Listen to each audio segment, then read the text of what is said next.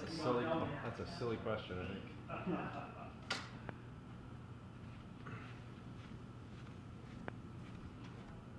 Oh, you do sketchnoting? Yeah, I'll try. I started reading the book and I didn't like it. Which one? The one that I think is called Sketchnote. Brody? Mike Brody? Maybe. It's on O'Reilly. Like I have an account to O'Reilly. It's one of those. Is that the one you read? There's several. Yeah. Emily Mills, guy from Australia. I haven't done a book, but he did a podcast called Presto Sketcho. And then there's a couple other people who've done books and stuff. And there's a whole bunch of stacks. One book I read really cool. It has to do with graphic facilitation. And it's Picablo is the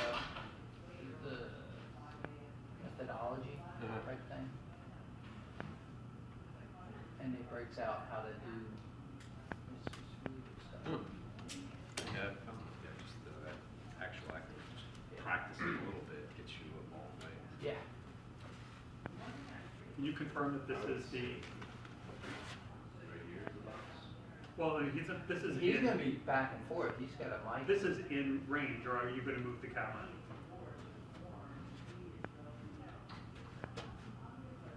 I was just Where going do to you tape. want him to be? So I was just going to put tape on the floor, based on where you can currently see people with the current camera position. Current camera position is basically from here to the edge of that screen. Okay. And camera Yeah. facing this way, I'll shift. So am I in? Yep. I'm in. But let's get the whole there. Yeah, you're in there. Okay. Am I? And then I'm still in here. Yep. Okay. And then if I come over. Hey. Hold on, man. How you doing? I'm here to see it. How you doing? Grab a seat. There's food in there. If you want to grab that. Did you fill out for a raffle? I did. Up front? So you really only get to about here with the. Yep, and that's the usual. Like try to. Okay. Because usually we're on the other side, so the presenter's on the opposite side. Right. You hope to contain me? Oh, we're going to. There's electrical shock that happens if you cross that line. And Right. it's progressively I worse. don't if think you you get know farther how I away. operate. That might actually get me going more. Dipping a toe over the line just for kicks. Can I throw a battery at you if you go across the line? Sure. Can I throw it back if I catch it? Just don't hit the camera. You can hit me. That's a good point. I probably should avoid that. We'll take it out of your 4+ hours. Oh wait. Hush.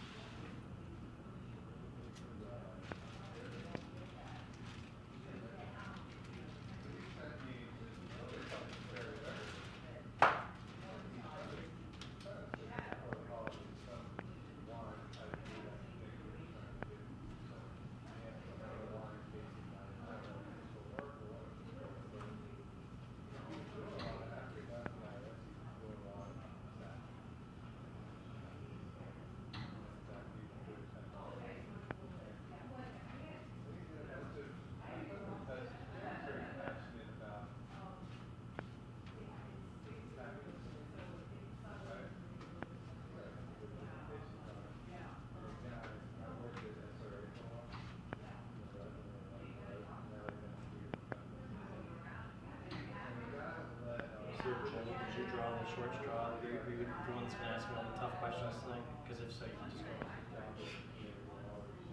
Yeah, we worked out some really good ones.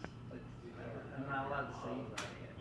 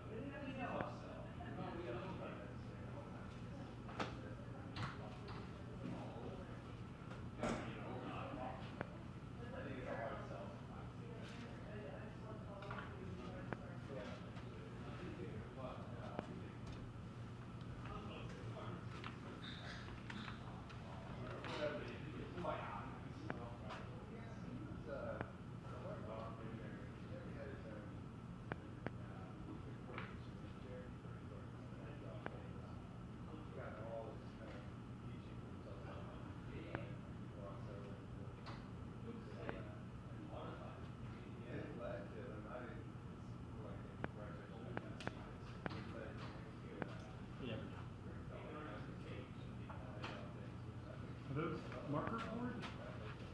Dry erase. That's That's an Amazon Basics one. Hi, Hi, how are you? Brenda. Yes. Good, I'm Mark. I'm Linda. Nice meeting you, Mark. This is my first time here. Okay.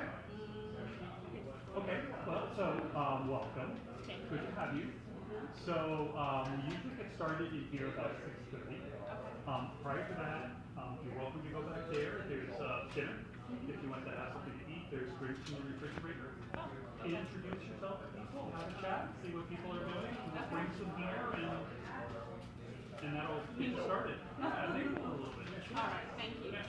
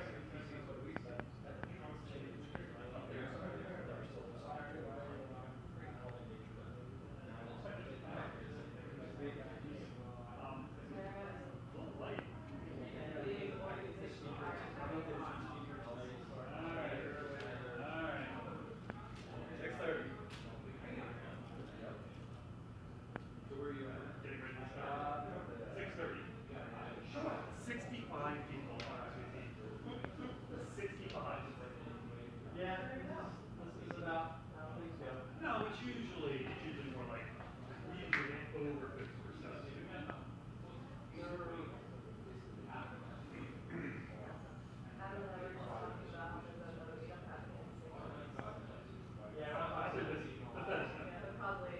Yeah, and then there's another one tomorrow that I just found out about too. So I don't think those were. Wait a second, so 30 people replied to the live stream, and yeah, 30 people replied to the live stream, and 10 people replied to the actual event. Yeah. Oh, you're out at where are you when you're not on site?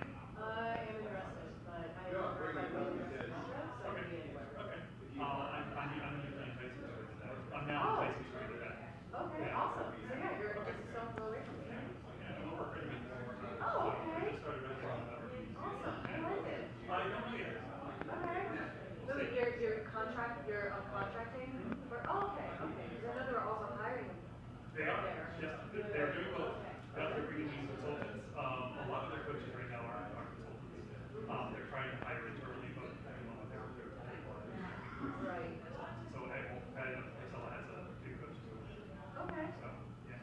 That's It's awesome. a big effort, so. Oh yeah, I can only imagine. I heard nothing but good things about it. I see good things. I see things that I mean, it's exciting. Yeah, yeah. It's like, okay, there's going to be work to do, but. Yeah, I have to say, it's really fascinating to be in the middle of such a big thing, and playing like one little role in that big.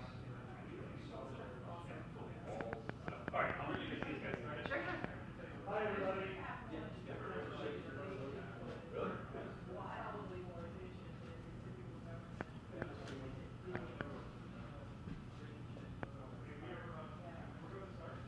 You have the mic on?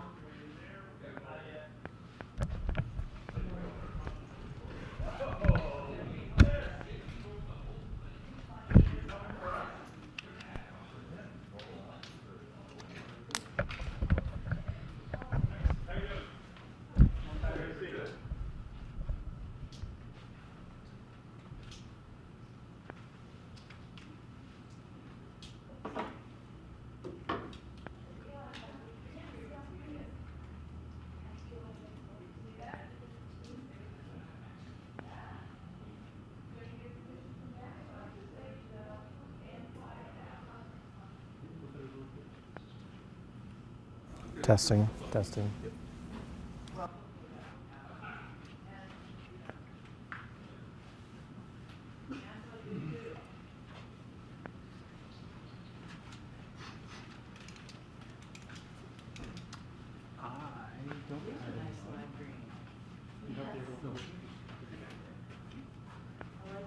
See, I got the same thing, actually. Oh, well, there you go.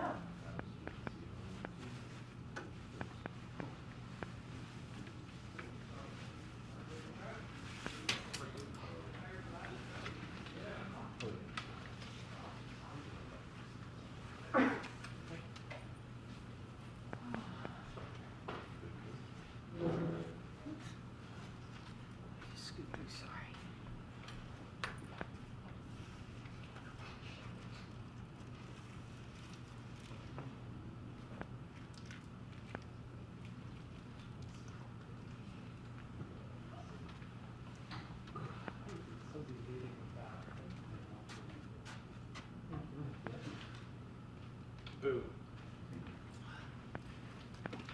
Yeah, good.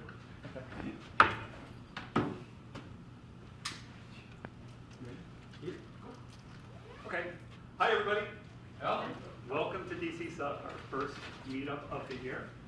Are there any first-time participants today? Yeah?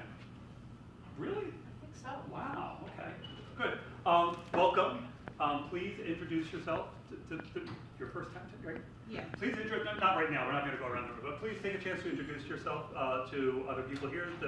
One of the reasons for being here is to connect with our colleagues, talk about things we have in common, challenges we have, successes we've had.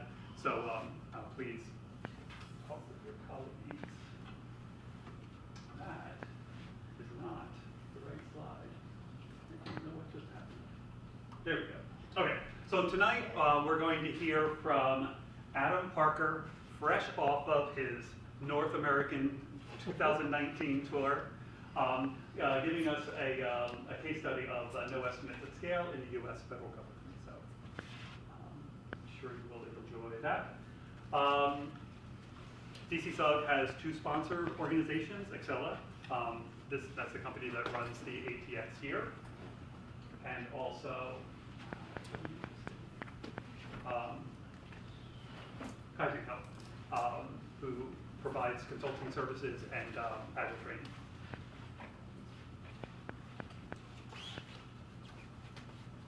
Now, there's the slide. So there are a number of meetups and organizations that we either help host or help run, related organizations about UX, DevOps, development. So if anything here interests you, you can usually find these guys on Meetup, where you can ask anybody here. So lots of other interesting activities here. You can probably eat pizza or some other source of food every night of the week here. So Excella is involved in agile training. So we have a number of classes that we give on a regular basis, and some classes that we provide on an on-demand classes, primarily the developer classes, which are language specific. So we usually do those for particular clients. So if you're interested in any training, please talk to anybody here. Who are the Excellians in the room? Yes, so feel free to talk to any of us if you have any questions about that. Kaizen Co. also has a number of classes that they do on a regular basis and other classes that they can schedule, and their contact information is here if anybody wants to take a snapshot, or again, you can talk to any of us so we can point you in the right direction. So, Excella is currently hiring everything from developers, DevOps, change management, agilists. If you're interested, please again come talk to any of us here in the room. And I wanted to open it up to see if anybody else in the room is also hiring. Anybody else here looking for people? No? Anybody in the room looking for a position? All right, good economy. Streamline this portion of the event. Okay. Yes. So that's it. So without further ado, Adam? Oh, how very Tim Ferriss. All right, do you have an adapter or do you want to use mine? Okay. Oh, I'm sorry. One more thing I was supposed to remind you of. So one of the things we like is feedback. We ask feedback. So there are yellow, green, and red cards in the back of the room. If you have an opinion on how the event was run tonight, grab a card, stick it in the bowl. If you have any specific comments you want to mention, please just write it on the back of the card. We do look at these, and we do try and adjust things to keep everybody happy and coming back. Okay? Don't go too far with your adapter. Let's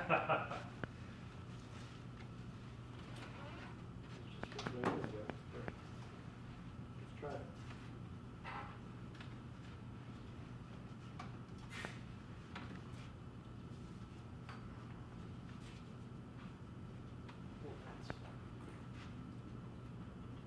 I feel like this is like one of those Steve Jobs performances where you're supposed to like stay cool when things go horribly wrong in front of a group. Do you want me to create a distraction? I think we've already done that. Just don't throw a steel ball at it. Oh, goodness, something's happening.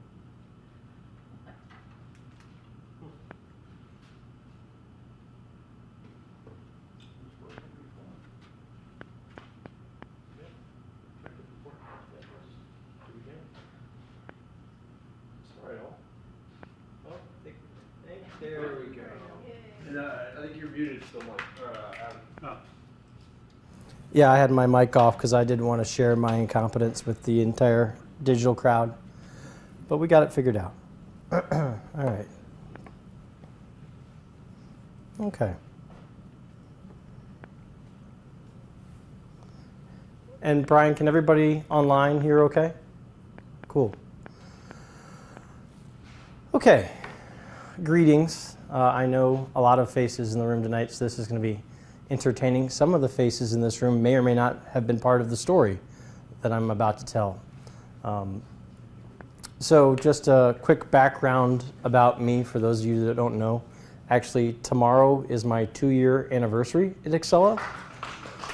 Woo, I made it. I actually gave my first presentation at DC SUG like 2.5 years ago, right before I was an Excellian. I was trying to woo all the potential employers, and so I decided to get on stage here and try to impress some folks. So the point of tonight's talk, No Estimates at Scale, is kind of a real life story that I really wanted to share because I come to a lot of these meetups and a lot of things are fairly theoretical, and I yearn for actual things that happened. So the goal of this presentation is there will be a lot of pictures of real posters, real sticky notes, real Slack exchanges that set up how we arrived at this. I am going to tell a little bit of backstory about how we arrived here. And what else is important? Yeah, I'm not trying to sell No Estimates, right? I'm trying to tell a story because it's something that we don't hear a lot about. So we had an opportunity to do it, did it for a long time. I wanted to share that. Since we're a small group tonight, although we may have I don't know how many people we've got online, but I know there's some people. If there are questions online, I'll try to follow up afterwards and answer those. Feel free to stop me here since we're a small group. And I think we'll just get started then. So, all right, we're just going to keep ad-libbing. So this is the outline for my talk this evening, just to give folks some context. It's sort of a narrative form, and I need to set up a couple things up front. So just for the purposes of getting to know each other, how many people in the room feel like they have an idea and understand what No Estimates is? Raise your hand. Okay. And then based on how high up you hold it or how far down towards your shoulder you hold it, I am more confident about my knowledge of No Estimates, or I am less confident. It's okay, we're among friends here. The camera can't see you. It only sees me. All right. Does anyone here have experience with No Estimates? Mark Koenig, keep your hand down. Okay. Good to know. Finally, how many of y'all have experience with scaled agile teams? Raise your hand. All right. Now we're getting started. Just for further clarification, keep your hands, I'm going to say, safe. If you're currently using safe, no judgment, right, on any of these. All right, Scrum at scale, okay. Nexus, less. All right, some less devotees. All right, so for the purposes of this conversation, I'm going to be talking about less. I'll give a little bit of overview of it. I will admit that when I've given this talk previously, it's usually in the morning, and my energy level is like bouncing off the ceiling. So I'm trying to keep chill tonight. But if I get too speed up, just somebody give me a hands slow down, because I've been told I've got a lot of concepts in here. So sometimes people need me to slow down just to make sure they understand what I'm talking about. Cool? All right. So what is No Estimates?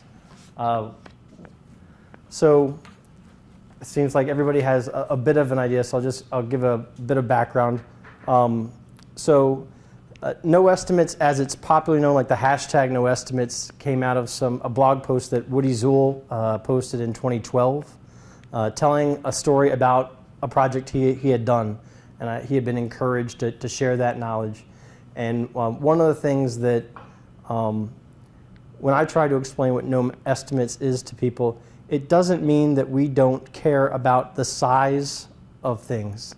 It's how valuable is that process of estimation in the grand scheme of things. And there was I was rereading the blog last night in preparation for this evening, and there was a line in there that jumped out at me that I hadn't really caught before, which is estimates are part of the comprehensive documentation that we value less over working software.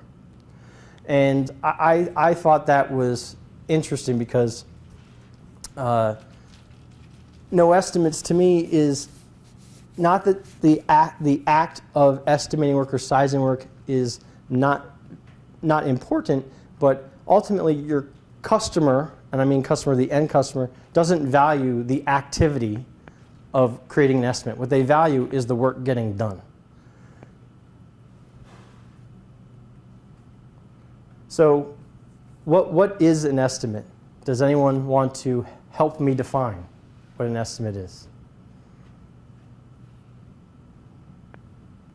Okay. So some people will shout out, it's a guess, right? Or it's an educated guess. Or some people say, well, we have a very rigorous system at our project. We have anchor stories, and we level set everything against anchor stories.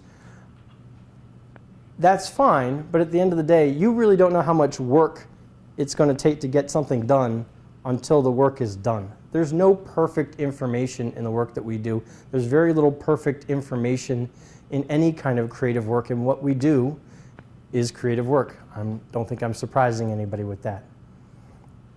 So what I don't want people to walk away with, again, is that NoEstimates is something I'm trying to tell you is good for your team. I have no idea what's good for your team. This is what worked for our team. But the question I do want you to ask is how much refinement is too much? I know that I've been part of projects that spend an inordinate amount of time writing requirements, what I would say over-refining work. And I think that there's at least a question to be asked is, how much time are you willing to invest to get closer and closer and closer, but never achieve perfection? So that's where we get started.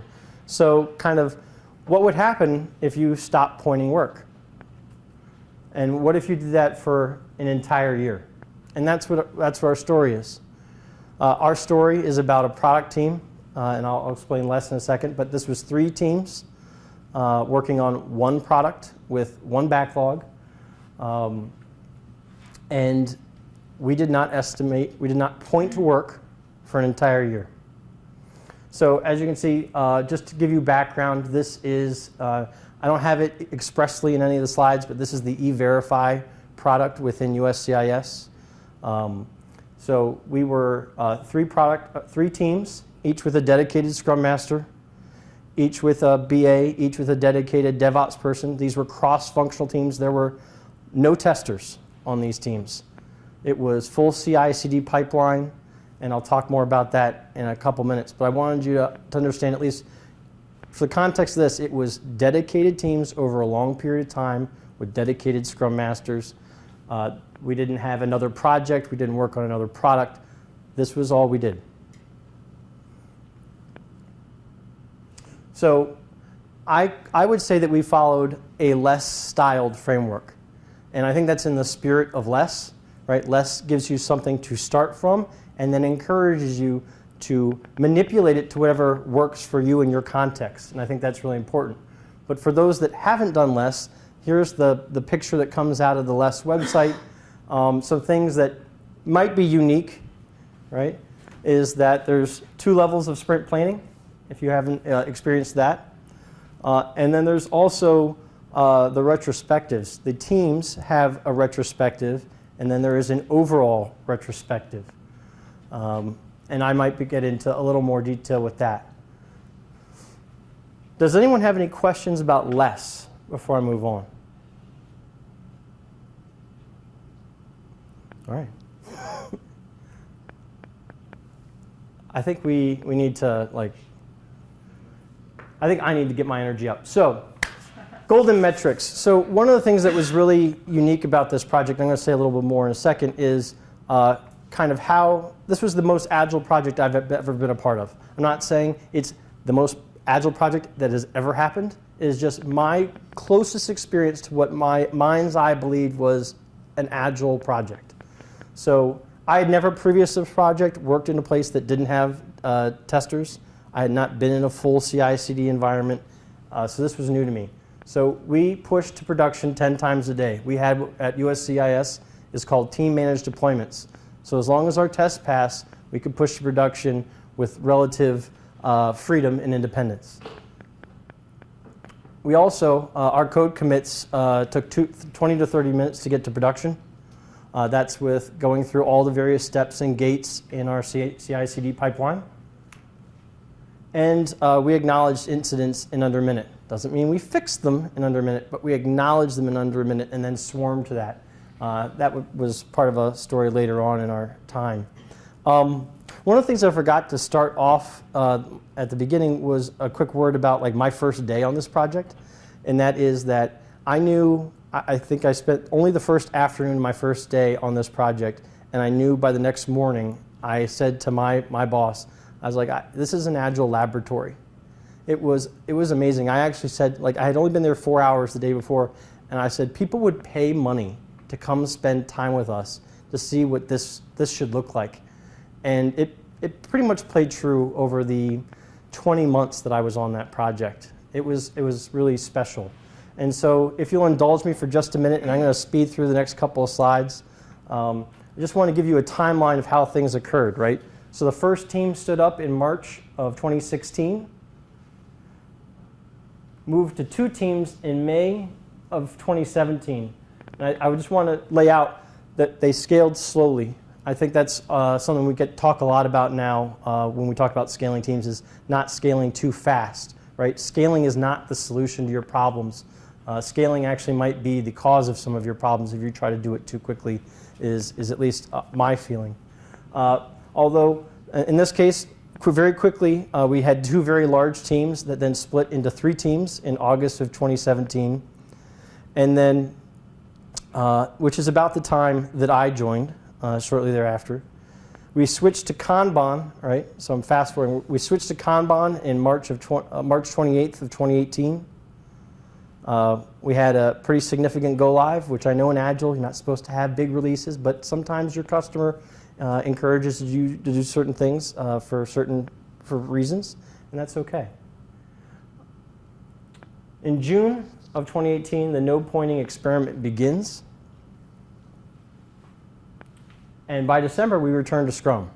So woven into this, as I think I said in the introduction, was this is not just about NoEstimates, it's also a switch from Scrum to Kanban and back. I'm not going to emphasize that too much because I don't think that's why you're here, but if you ask questions about it, happy to talk about that too. We had another significant release in 2019, April, and then we returned to pointing in July. So from June 20th of 2018 to July 10th of 2019, we did not point work. So we switched to Kanban, and I want to share this with you just because it's kind of the impetus for why we went to NoEstimates. So that first significant release that I was talking about, we were doing okay with our work, but of course, I don't know how many of your systems operate independently of any other system in your environment. And so we had dependent systems that we were working with. And there were struggles going on. And so while we were having our normal simple backlog in a normal less Scrum model, we were chugging along. But then slowly but surely, we were being asked to help with work, figuring out some of the problems the teams were having, other teams were having with our system. And so it became all this dark work that wasn't being visualized in our sprint backlog. We actually created a different board right next to our physical Scrum board that was tracking all this other work. And slowly and surely, we came to find out that this other work was taking up a lot of our time to the point that we needed to rethink how we were working. One of those things we started to decide was these 2 boards don't make sense. The act of sprint planning didn't make a ton of sense because things were just coming at us every direction because it was a kind of a critical period. So we said, and I think this was one of the highlights of kind of this kind of group, was we said, and we asked our client, we need to stop for a day and figure out how we're going to handle this because we can't just keep doing what we've been doing day after day. So we took a whole day. We actually came into this space in the ATX, and as the 3 teams, we all kind of came together. We had one member of the team, Dane Weber, with myself, kind of presented some ideas to the team about what Kanban is and how we could use it. We had a great session, and literally the next day, this was our Kanban board. So I blurred out the picture, I'm sorry for that, but there's some stuff on there I don't want to share because it's the work.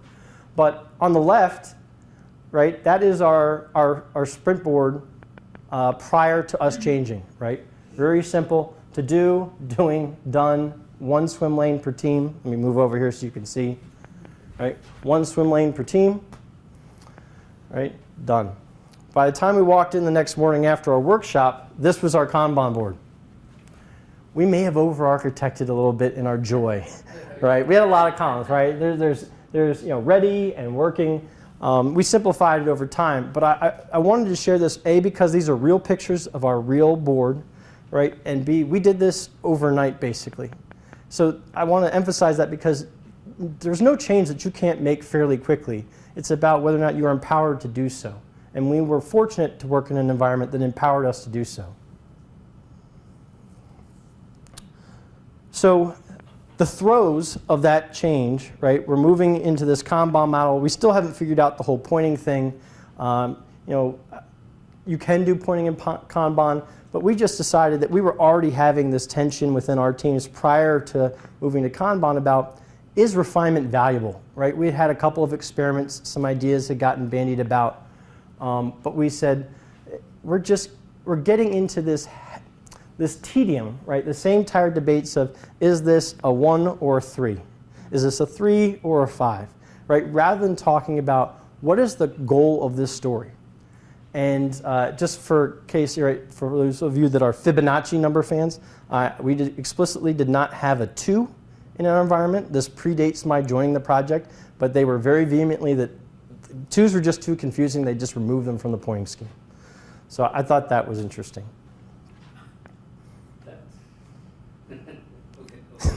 Roll with it. So one of the things we were struggling to figure out, how are we going to communicate how we felt about a story without using estimates, right? Those pointing estimates. So I'm always a fan of when you're stuck, and I was the Scrum Master and then the Agile Coach, a Scrum Master for one of these teams, and then became the Agile Coach for all 3. I've always got this philosophy like, if no one has a good idea, let's throw out a bad idea and see where it takes us. So I put this idea together as a way, this is the actual slide that I put up there. And so we were going to have people close their eyes during refinement, and they were going to hold up their hand if they thought the story was too big. So small, medium, and then this was, you're supposed to be changing hands in your head like, it's too big. This was a remarkable failure of an experiment. I don't think we did it more than once, but it did get us talking about our next experiment, which was no pointing. So that attempt was not to remove pointing, right? The hand signals were not us trying to remove pointing. We were trying to refocus the conversation, and then we were going to point afterwards. But yeah, go ahead, Sandra. No pointing you mean that you're not assigning points to the story. Is that basically what it is? Correct. Okay. Because I was trying to understand the definition of pointing. This could be. Oh, I'm sorry. Does anyone else have a question about pointing in this context? Okay. So the next experiment, no pointing. So I've kind of abstracted this out to make it legible on a larger screen, but this is the June 13th Slack by Joe Hunt. He is self-titled, the chairman of the board. Joe was a developer on one of our teams. And Joe had taken on the responsibility. Joe had been interested in improving refinement prior to us moving to NoEstimates. And then when we left that workshop here in the ATX, when we switched to Kanban, Joe was the lead of our are we going to point and how are we going to point conversation. And Joe ended up sharing this experiment that he had. What else? So I want to also emphasize, what he's acknowledging here in this Slack post is that he had proposed an experiment. He had gotten some pretty interesting feedback from the team, and this was his attempt to come back and read the details. So the next slide, this is Joe's actual post, which is kind of hard to read. So I've distilled it down on the left side, right, which is, I'll let you read it for a moment. And Joe was on your team at CIA? And E-Verify on USCIS. So Joe was a developer. Okay, got it. On one of the teams. It's another, thank you for asking a question. It's another thing I want to emphasize is, experiments in this environment were generated by the teams. Okay. These were not ideas that were dictated down by project management or product owners. These were things that were self-generated, and that was really common for us. So we had been doing t-shirt sizing for a while to get us away from points. So Joe was saying, we're going to get rid of t-shirt sizing. We're going to monitor our work through cycle time and throughput measurements. We're just going to remove this low-value activity of pointing. And we're hoping to improve that refinement and measure our velocity over time.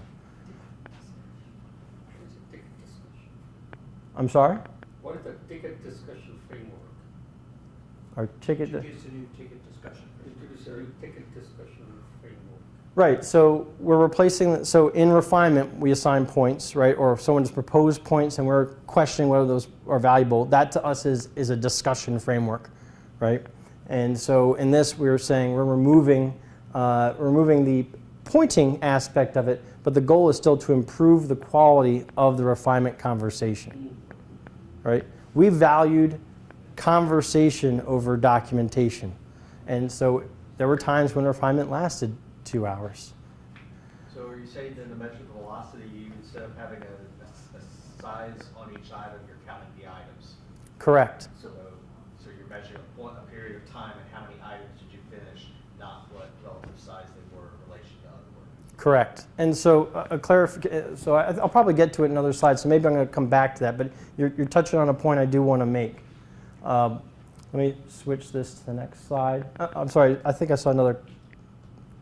All right, Sanjay, one more. One more. Is it possible that you guys were trying to assign points a little too early? I don't think so. So our backlog was rarely more than a couple sprints of refined work. And in some periods of time, it was barely that deep because things were moving that fast. So no, I don't think that was a problem for us. And the team assigned the points. Again, I've been in other environments where points are assigned by another group, things of that nature. Well, yeah, you make that face, but it happens, right? So this, again, this is my handwriting on a whiteboard. So at the beginning of the refinement, we'd write these reminders up. We ended up having a poster. And so some ingenious individual, Mark Koenig, found these little phone cards. And so what we came up with is a way to assign the ideas that Joe had and the team had ratified about either a story is too big, it needs to be split, that it needs a comment, right? A comment could be something like, hey, don't forget that David worked on this recently, or he wrote the framework. You probably should talk to David, rather than saying, here's a link to the wiki where David put all his information. Again, we're trying to encourage having a conversation with another person. Don't understand. I think we changed it to needs clarification. That was simply, I really just don't understand what the goal of this story is. It needs to be written better. A more traditional, just don't get it. And then finally, green is ready for on deck, right? So here, I'll hand these out. Should we pass them around? Yeah, I'll also put another. So again, and I'll walk through real quickly in a second how we use these cards, but I wanted to point out again, right? Mark, how much did you spend on these cards? Do you remember? They were at the dollar store. Yeah. Right? You don't have to have complicated, expensive stuff to drive an improvement. In fact, simpler is better. And I think that was the beauty of these cards. And so we would hand out a stack of these. So here, Joe, just hold this for a second. And I'm going to give you one. Sanjay. Afi, I'm going to give you a set too. Okay. And so if we were, I'm ad-libbing this part of the presentation because I think this could be fun. So what we would do if you guys were the representatives, right? So in LESS, we send representatives to these big refinement activities. We don't send the whole team, although people are encouraged to vote with their feet and come to those meetings. So we hand out to every representative that's participating these cards, and it's their opportunity to play them, right? Almost like poker cards. They can be played in combination. The only one that can't be played in combination with anything else is green. If it's ready, we're done talking about it, we're moving on. So, a round of refinement might go something like, So Joe, you read let's just call this the story.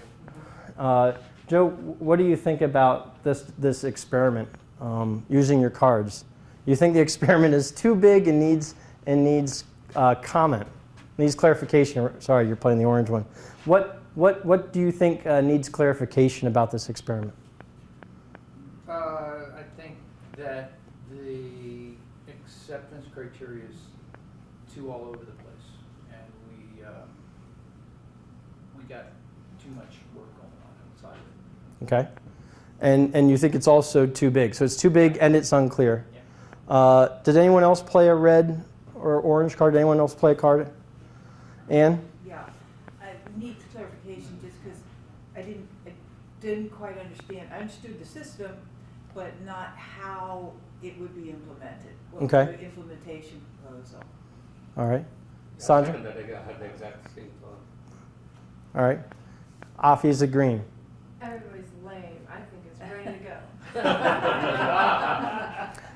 Right, and this is, I mean, thank you for participating, right? And you can hold on to those for a second, right? That's the idea, right? Is we drive the conversation, people are able to express themselves, and we only moved on from a story when everybody held up a green card. It was very common for us, though, to play a red card and have stuff get split. So thank you for playing along. I hope maybe that little mini exercise helped kind of play out what the experience might have been like. Was there anything related to too big that you were trying to get down to a size? Like, were you looking for stories that could be completed in 1 to 2 days? Were you looking at things that could be completed in 2 weeks? What determined what What's your average name? size was? I can't.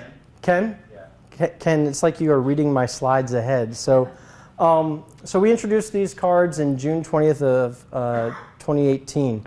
So let me talk about these flow metrics, and I'm going to acknowledge that on deck is not a flow metric. That's why it has an an asterisk next to it, but the concept. So we made a couple changes to our process, right? We used WIP limits, cycle time, and throughput to manage the flow of work. On deck was our way of, within a Kanban world, of having some checkpoints prior to work coming into the system, right? Once work was on deck, the teams had their own decision about what they wanted to pull in.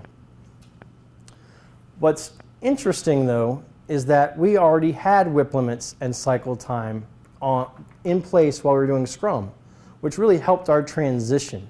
And I have another slide a little bit later. But one of the things, Ken, that might kind of speak to your question is, Mark, you're here, so you're just going to be an active participant in this tonight. So Mark was a Scrum Master on one of the other teams for a while, then he became a BA, and now he's doing all kinds of other extraordinary things. But Mark and I have been in this conversation, we were teasing this idea of maybe we could do NoEstimates, because when we looked at the historical average of the work through our system, it was about a little bit north of 3. It was like 3.1, it was like pi or something, right? And so this kind of stimulated our thinking is, if everything averages out to a 3 over time, then we kind of instinctively know what that size looks like. So I don't think we ever expressly, for the purposes of the team, said we're trying to make things equal to a 3, but we said we're trying to make things relatively equal size, and we'll look at cycle time on an average, not on a work by work unit, an average over time, and see how we're doing. So for us, traditionally, it was about, has something been in development for longer than 3 days? If it's been longer than 3 days, at least on my team, right, that was a reason during stand-up to stop and have a conversation about that particular story. Probably also worth noting that we didn't try to talk about every little detail of every little story in stand-up, right? It was to get across the critical points and move on. So yeah, 3 days. It was also helpful, and I probably should add this for context, although it kind of hits into the next slide, is some common questions I get about this experience. So I'm going to get to my points conversation. So how did we dare try this thing on a government contract? Surely someone said no to us along the way. Well, I asked the question, does our contract require us to deliver points? The answer was no.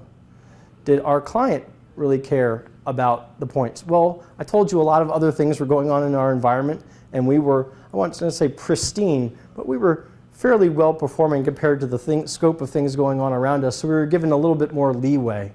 And so I think we were fortunate in that regard that we had earned their trust over time, again evidenced by the fact that we were allowed to push production on our own without any approvals, that we were in a high trust environment, which I think is unique whether you're in government or in private, right? I've never had this kind of freedom, frankly, in a private role yet. I talked about how points are points required. No, at least not in our situation. Always good to ask those questions, because so often we put constraints on ourselves that don't actually exist.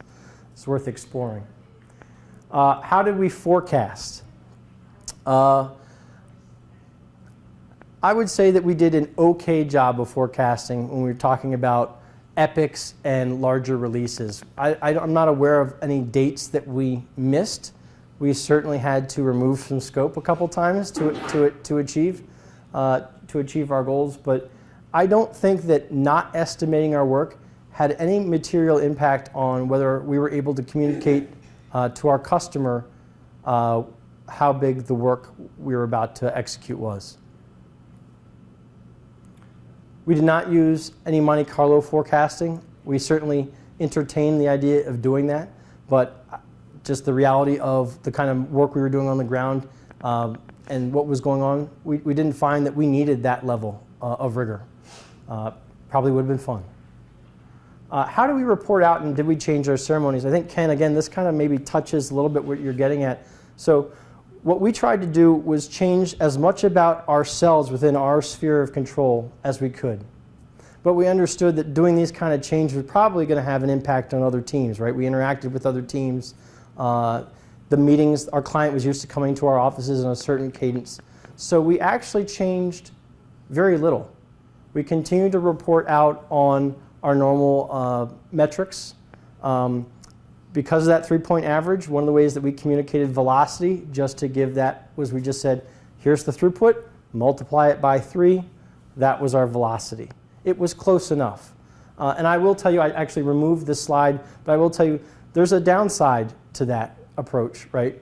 If you're just multiplying by throughput, not everything is equal sized. And you'll find that when throughput goes down or throughput goes way up, that skews the velocity a little bit. So as you get to the edges, from a communication standpoint, probably not the strongest thing, but we were so consistent over time, we didn't have enough anomalies that made that a worthwhile concern.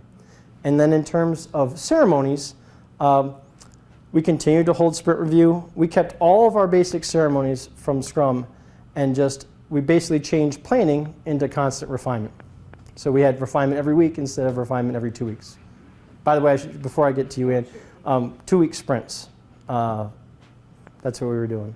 Are you back to sprints here, or are you still doing Kanban? We still communicated in sprints. That was my point. We still communicated. We still thought in 2-week cycles. So we measured throughput just in 2-week increments. So were you planning in 2-week increments as well? No, because when we were in Kanban, we were just refining along the way and populating the on deck. And we had different mechanisms to trigger how to replenish on deck. I think that's the simplest answer. So back to you, Ann. This is kind of a quick footnote question. When you made the switch to Kanban, you said one of the major incentive was that you had all this dark work going on that wasn't properly accounted for within the Scrum framework. Mm-hmm. How did the Kanban remedy the dark work problem? We funneled all the work through that system, right? Instead, and again, I don't have a good picture of it because the hallway is very narrow. I wish I had a picture that had both boards, but we literally would have Scrum of Scrums after stand up, and so we would have Scrum of Scrums in front of that product physical board, and then we would literally end and walk, 10 feet down the hallway in front of another room, and there was another board, and we basically had a second stand up, and it was just someone, sorry, I gotta sit back in camera, as someone that comes out of a lean environment, like that amount of process waste was really infuriating to me, so I was happy. But the answer was we funneled it all through the same system, and that way was also helpful to communicate to our customer, the government, right? all the work that we were doing and why we were taking ourselves away, and allowed them to play with the dials a little bit on what work was important and what work wasn't. And at that point in time, they turned up the knob on that previously dark work. And again, I don't want to divert you too much, but when you had the two-board system going, was the second dartboard board already kind of de facto Kanban? Yes, it was Okay. what we would call it maybe a proto-Kanban. Okay, and then you just converted the Scrum board over to integrate it in with the Kanban. Yep, we just tore it down and put up a whole bunch of blue tape. We are exceptional blue tape experts. It's a whole other event. So one of the points of this talk I highlight is, again, NoEstimates is not the solution to your problem. It might be the solution, but I'm not advocating for that. What I want to end this talk on, and we're going to come back to some of the other things, but is having this culture of experimentation that allowed us to do, to take on these kind of experiments. And so these are, again, real pictures of real posters in our space, right? So this was, so USCIS verifications was the parent program of 2 product teams. eVerify was one of those teams with 3 teams within that product group. And then we had SAVE. We have some members of the SAVE team here this evening, our cousins. But these were our account values: empathy, empowerment, experimentation, enthusiasm, and execution. And if you recognize this picture on the right from Management 3.0 from Jürgen Appelo, right? This is right off the website. Well, we actually had a hand-drawn picture of this in one of the team rooms that still exists on another project to this day, this actual physical poster. And the emphasis was that we were willing to try experiments that failed. We constantly were living in this zone of we're going to try stuff and we're going to fail, or we're going to succeed, but we're going to learn. And the emphasis was on learning. And I think that was one of the things that really excited me about the experience. So much so that continuous improvement was an enormous part of our world.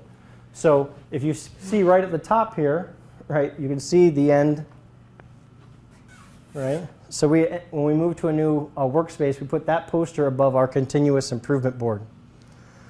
So this was a mechanism for us to manage our experiments. We had tried other mechanisms. This is the one that at least we ended on. This top swim lane is all about experiments. I guess I hadn't cleaned the board in this picture. Our whiteboard wall was a little ghosty. And then this bottom row was about action items and other things we wanted to do. And this became part of, again, this is a sidebar. We could go on and on. We actually created our own ceremony called the apoptotic review. Dane, if you're out there, thank you for naming it. Apoptosis is the biological mechanism that your cells purge the cancerous, your body purges cancerous cells, right? So this was our way to purge ourselves of, to continuously prove and reject work that wasn't working and accept new things that were. And so this became a ceremony unto itself. So on the end of a sprint, we would have team retros, right? And the following Wednesday would be the start of our next sprint, right? We would have regular stand-ups in the morning. We'd have scrum of scrums, and we would keep the phone open and walk over this wall, and we review as a group, vote with your feet, but we try to encourage anybody that's going to overall retro, right, where representatives come and participate in a retro. And we would use this board to remind ourselves about things that were in flight before we went into a retro and came up with some new ideas. What other commitments had we made about some things to do out of overall retro? So this is a way to keep ourselves honest on that. And also a way not to duplicate experiments, because we had experienced the problem of creating new experiments that ended up stepping or canceling out other experiments. So this was a mechanism for that. So I said that we already tracked cycle time at the team level prior to moving to Kanban. So this is a picture of, again, this is my handwriting on our team board. I updated those metrics, cycle time metrics every week, some other information on the side. And so this part of the story, and I feel like I kind of need to move on, but this part of the story is now we're starting to make that move where does Scrum make sense for us anymore? So the big sillies, this is our team mascot, the whale. I'm not going to wear the hat today because my parents may watch this and my mother hates it when I wear the hat. So we decided that one of the things that was challenging for our teams about not just NoEstimates, right, but also the switch to Kanban was it just felt like there was never an end. There was never a success where we could say, hey, the sprint's over, we achieved our commitment. So the Big Sillies team decided to try to implement Scrum at the team level while the product team at whole was operating in Kanban. We tried it. We created a sprint backlog. We kind of reserved work in on deck. We actually started pointing work again. And we did a sprint confidence, right? So at the end of stand-up every day, from 5 being super confident to 0 being we're not delivering anything this sprint, we would take a pulse check of every day at how we were doing on our sprint commitment, trying to relive that experience. And they liked it. But so we returned to Scrum on December 26, 2018, right? So only like 6 months after we left Scrum, we came back to Scrum. And we returned to pointing in July 10th of 2019. So again, almost 7 months later, right, we returned to pointing work. So what I'm visualizing here, again, this is a real Post-it note from one of our experiments. This is my real handwriting on the left side there. So at the team level, right, this is the Big Sillies on the left. You can see in Sprint 75, we were saying goodbye to Paul. Paul was retiring. We said we had an interest in sizing PBIs, product backlog items, at the product level, and that we wanted to bring that to overall retro and do that. And we had another note there. So number 2 is the important one here. What I want to highlight, though, is this Post-it on the right is the Post-it that signals our move back to pointing. And that happens in Sprint 75. So 2-week sprints, 10 sprints away. You're thinking, how agile is that it took you 20 weeks to move from a team level to a product level experiment. That ended up actually being intentional. We had made kind of a conceptual decision as a group that we were ready to move back to pointing, but we wanted to get through the current milestone that we were working on. And we said, when we're done with that, that's a good time to switch. So I don't want anyone to think that we were slow to change. In this case, we were actually intentionally slow to change because we wanted to prioritize, again, delivering work over changing our system. So in this case, the experiment was going to last 2 sprints, and we're going to see how it goes. Dan H is Dan Herndon. He's another developer, now a DevOps extraordinaire. That's an Excellian. And the irony here is Dan had 0 interest in this experiment. But he was so sick of us waffling as a group back and forth that he stepped up and said, you know what? I'm going to take the ownership of this experiment because I think we need to just try it and decide. We have to stop talking about this. And I thought that was exciting too, is someone that, while their work was not, his passion wasn't necessarily behind the idea. His passion was that as a group, we need to move past this. And I thought that was exciting. So the next couple of slides are, I kind of sent a survey out to the team, so I wanted you to hear kind of in their voice their thoughts about this experience.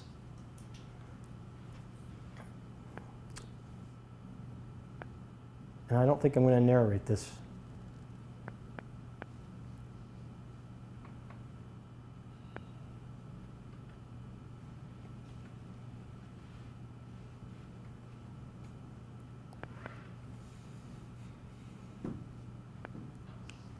So was this before you moved back to pointing, the survey, or after? This was after.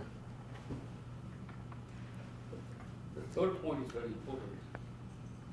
And that is a very mature team. Yeah, that's a great point, Sanjay. I think that's, and it'll come up in my closing slide.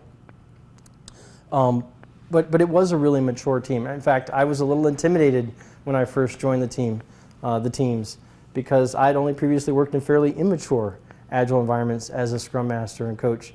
And so I was really super impressed. I remember my first day, I said, oh, my last project, they did like 400 points a sprint. It was crazy. And one of the developers just looked at me and goes, I mean, it's all relative, man. What are points? And I just was like shaken to my core. I was like, I just got called out by like a developer. Like maybe I don't know my stuff so well, so I had to up my game. But yeah, we had a lot richer conversation about our stories when we stopped pointing. What was great, I think, is that we kept using these cards until these phone cards till the very end. Even once we moved back to pointing, we still used it as a way to communicate our thoughts. So lessons learned. So not everything was all golden, right? Some lessons learned were there was oftentimes that work that made it out of refinement and into on deck would get worked on, and we find out it was not as small as it should be. And sometimes we had to break that stuff apart. Probably happened more often than some people would like, but for us it was a natural part of the process, and it didn't really materially disrupt the flow of work. But it was something we had to remind ourselves constantly. The concept of having a really trusting team setting. There's just a lot of good culture in this group, and I think that made this successful, or they thought that made it successful. And I think kind of this last point, right? They wouldn't advise this, right? If they were here, if other members of the team were here, or maybe they're watching online, I know a couple of them are, some of them would say they would happily do this again, do no estimates, or not pointing. But they also said that they would only do it in an environment where they had all these same considerations. And so let me flip to the last slide. So this is a picture of the team. I'm hiding here, pre-facial hair. So what we thought really made this successful was that we really had a stable team composition. We did have members of the team come and go, but pretty much for the entirety of my, 18 of the 20 months I was there, we had pretty consistent membership on each team. We didn't have people switch teams. Teams had distinct cultures and distinct games and terminology that was unique. This culture of experimentation, right, that was started before me, and that I tried to carry forward, and we tried to carry forward. And the last point, and I don't think I make this clear enough, and I think, Tim, this might kind of get to your kind of question earlier, is why did we switch back to pointing? And the answer is the type of work we were doing changed. Moving back to Scrum for us was not a big deal, but returning to pointing, the impetus was that as our project started to enter a new phase, we stopped doing feature work. We were starting to do all this kind of, I'm going to say this kind of database kind of translation, moving from one system to another, which wasn't really the work we had been doing at Altmark. Am I close? Close enough? All right. And we found out that we had no way of knowing what right size was. And so we found our cycle time starting to just skyrocket from 3 to 5 to 7 days, because we had no idea how to scope the work, and we knew that we had to start introducing estimates again, pointing, as a way to try to not accept too much work into our sprints. And that was the impetus for switching back to pointing, was that the domain space changed, the technologies changed. We didn't have the experience anymore, so we didn't have that common understanding amongst the teams on how to have those conversations. And that was the big change. Yeah, so one other question. No, this is the last slide, so it's all gravy, all your time. Okay, so do you think the method, no estimates versus point, is also a direct correlation to the type of refinement you need? Like how you are seeing your team refine? Could you say a little bit more? I'm not sure I'm following your thread. So, in my experience, a lot of the pointing, like whether you're doing story pointings or playing poker or whatever, regardless of the end result, getting to a point, it often leads to some of the best refinement discussions when you're actually sizing things. So do you think the card approach or the point approach, lends itself to better refinement, or? I think the cards helped us get away from talking about points, right? Because traditionally we'd handed out planning poker cards, right? And then again, it just became like, who played what card? Did the senior developer put down a 3 when so-and-so put up a 9? Like, that was what was influencing us in a negative way. And so I think that the cards helped us kind of have a different vehicle to change the narrative. I don't know. I'm sure at a different situation, different team, I don't know that moving to NoEstimates or having the cards made our refinement better, but for us, it's what kind of changed our perspective enough. This is my last slide, so is there a question? Question online? What's the question online? From Gracie, I am inquisitive why the number 2 was taken off the Fibonacci sequence. So if I'm guessing, Grace might be one of my new coworkers. So I don't remember, I was not present for why they removed the 2, but they were pretty passionate about it, so much so that I think someone required that I actually give that codicil during this talk, was that we did not do 2s. I think it's just when you start slicing, like there's a talk I saw at a conference that was like refinement sushi, or like where he was talking about cutting meat so thin, like it was paper thin. Carpaccio. That's the one, refinement carpaccio. I think that it's, when you're having a debate about whether something's a 2 or a 1, how valuable is that conversation? I don't know, Mark, do you remember why they decided? Each fights over it and hated it, so they were like, who cares? It was just irrelevant. Yeah. It just simplified the conversation. It's like, it's the paradox of choice, right? You give people planning poker cards and they want to play up to 144, right? You limit the options and you kind of enforce some constraints. So that's the answer, Grace. Follow up in the comments if that was not satisfactory. And then, Mark, did you have another one? Or were you, okay. I just came to listen Oh, cool. and learn. All right, Sanjay. How come there were no testers? Who did the boundary testing, experimental testing? Well, all right, so there are a couple things you just threw out there. Yes, of course. All right, so 2 questions. all of our tests were built into the pipeline, or I would, a large percentage of our testing lived in the pipeline. 508, for example, not being part of the pipeline. Exploratory testing is a different animal, right? That wouldn't be in the pipelines. So we did have, I guess the closest analogy, excuse me. So we had other developers reviewed code. Our tests, code wouldn't push production, move through the environments if it didn't pass those tests. So there were certain protections. But when you're asking me who looked at the stories and approved whether stories were done, or who did things like exploratory testing, oftentimes it was our BAs. Our BAs, it was a very BA dominant culture. I would say that's actually a unique turn to this that we don't have to get in during our defined time here. It was a very BA leaning culture. And we did have some BAs that had testing backgrounds, so that helped.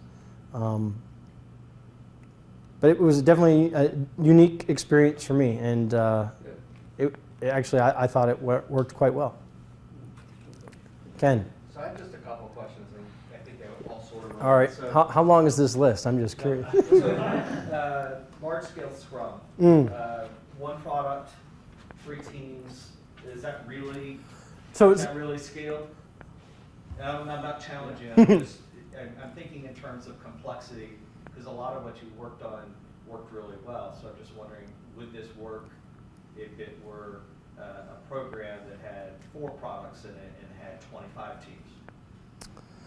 I mean, so Les would tell you that whatever's the right size is the right size. Isn't it 4 to 8 teams per product or somewhere thereabouts? Yeah, but I mean, again, I think the way that it's written, and I know that there's some less disciples in this room, so I have to tread carefully. But I would say that's the guideline, but everything in less is more or less a guideline, right? It's whatever works for your context. So, Ken, if the question was, do I consider this scaled? The answer is yes. It was 3 teams working on 1 backlog. So by my definition, that's scaled. Is it scaled enough to be useful for larger programs? I don't know. I would say I would certainly try it again. I think it's doable. I think There are a lot of components, though, that are not, whether it's less or not, it's just about how you scale that I think is more important, and that's the consistent teams aspect of it. Could we have the complexity, and we all know this, right? As you scale, just the communication patterns are hard, and I would say that it was a challenge at some times with 3 teams, particularly teams that had a lot of autonomy individually. We did have to find different mechanisms to communicate across teams. But we certainly could have gotten bigger. I don't know if that satisfies your question, okay? No, it's fine. I came in very intrigued, and I like what you've done, and I'm just trying to think through how this would apply elsewhere. What was your forecast horizon? So, I'm assuming it took a certain period of time to establish an average velocity, so you could then say we can deliver so much next quarter, we can deliver so much next 6 months, 6 years. What was that forecast horizon? What did that look like? I might not be the right person to answer this. 9 months. Adam, if you can repeat the question or paraphrase. Yeah, sorry. So the question was, what was the planning horizon for us? How far out were we able to estimate what we were working on? And so Mark, our former Scrum Master, BA extraordinaire, Mark answered with about 9 months is what we had visibility into. But I would tell you that we would plan what 9 months would look like, and then like a month later it'd be wildly different. Months 3+ would change quite a bit. And so were you planning over 9 months, or were you actually forecasting over 9 months? Oh, that's... Right. Thinking of capacity, right? What can we get done? How much can we get done in the future? What was that forecasting look like? So the process by which we forecasted is maybe... I'm going to try to answer your question, Ken, and you redirect me. So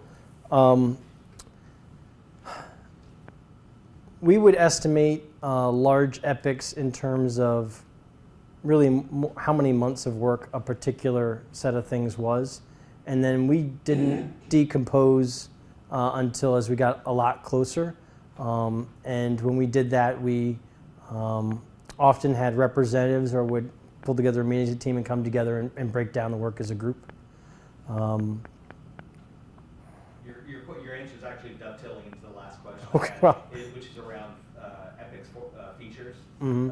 So you define the feature. Were you estimating those features? It sounds like you were estimating before decomposition.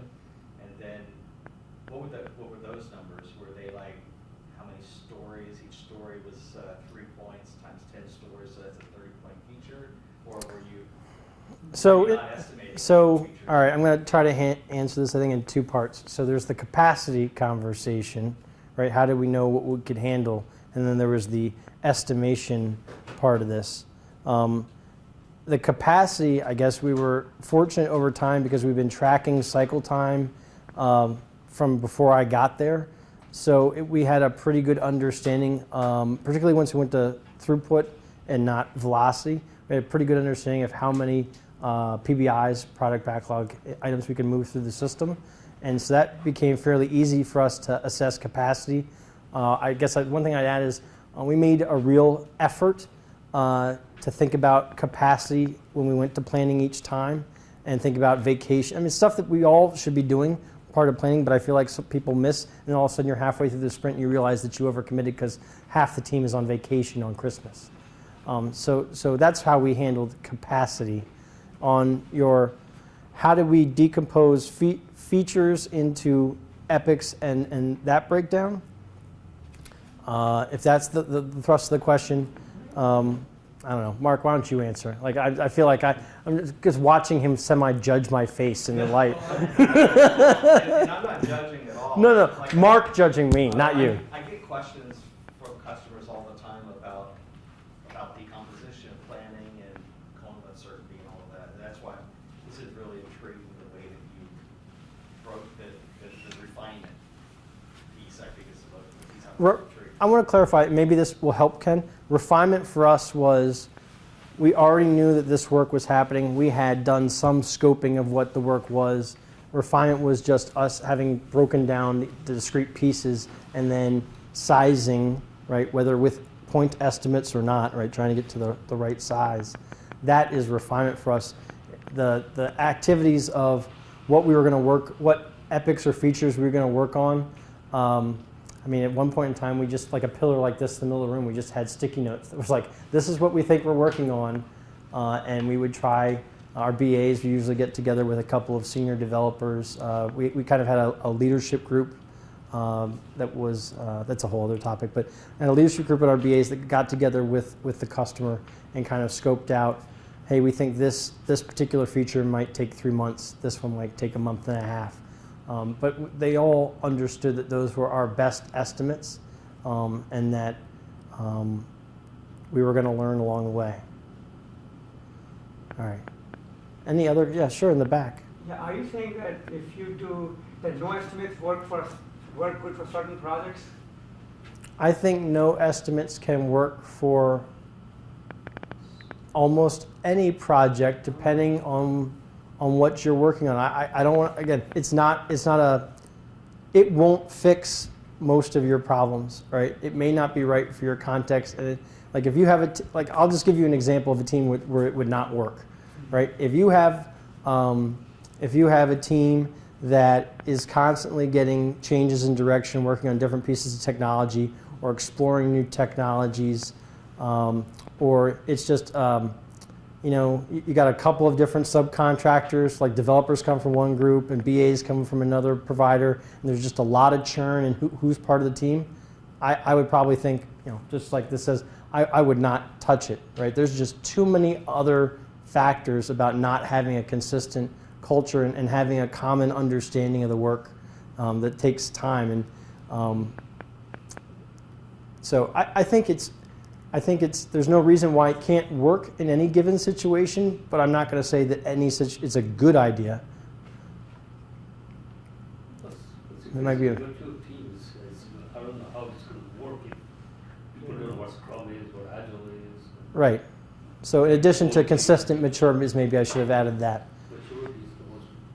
So Jeff, is it? Scott. Scott, sorry. So you said you went back to pointing when you started seeing your stories take an inordinate amount of time. What exactly was your time cut off for that? What's your rule of thumb for this story has gone on for too long if you weren't estimating? So we tracked, so let me go back just to give you context. Right? There. So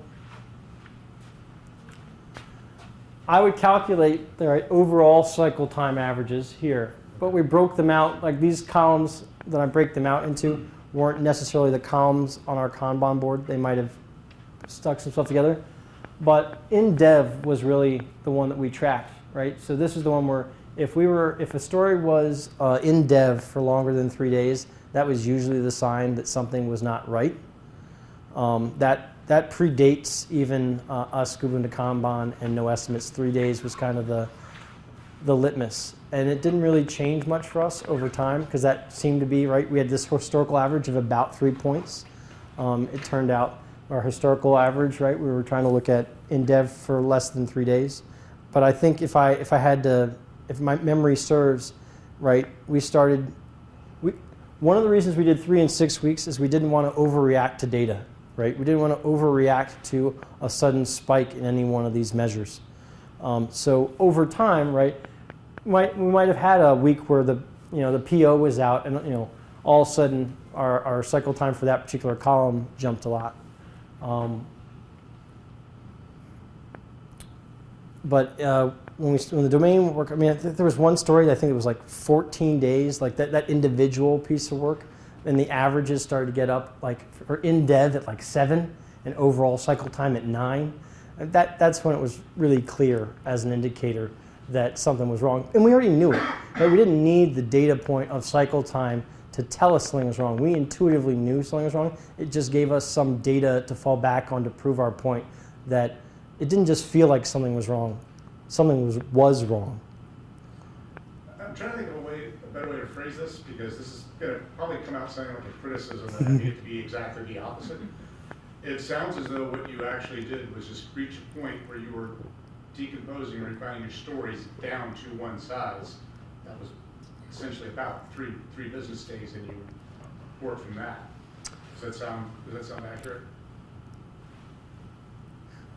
So the question is, in the end, we basically ended up sizing it 3 days, and it took 3 days, or 3 points. Yeah, it almost sounds as though that was what you almost literally a reaction upon it doing. And it sounds like a criticism. It's actually ingenious. I don't know. That's that's what you did. So like, let me rephrase. So maybe what you're trying to say is that by having just having these different ideas, like, hey, our historical average is around 3. And our litmus test for in-dev was about 3. Like, we were basically creating the environment where it all narrowed into 3.